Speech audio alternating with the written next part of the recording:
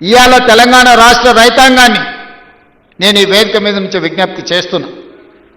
తెలంగాణలో ప్రజాప్రభుత్వం ఇందిరమ్మ రాజ్యం ఏర్పడ్డ తర్వాత గతంలో రైతు రుణమాఫీ గురించి మీకు తెలుసు.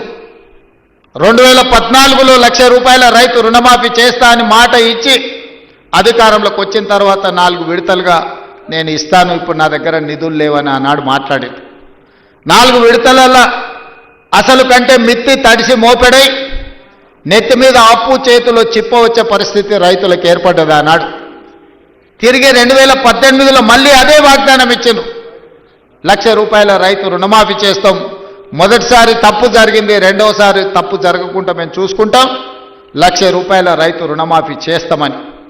5 సంవత్సరాల తర్వాత వెనక్కి తిరిగి చూస్తే ₹11,500 రైతు రుణమాఫీ చేస్తే 8,500 కోట్ల రూపాయలు మిత్తికే సరిపోయినాయి.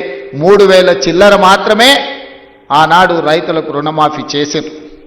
2 విడతలుగా మొత్తం లెక్క గడితే 10 సంవత్సరాలు 2 విడతలు ఆనాటి ప్రభుత్వం రైతులకు సరాసరిగా అందించింది 16-17 వేల కోట్ల రూపాయలకు ఎక్కువ ఇవ్వలేదు.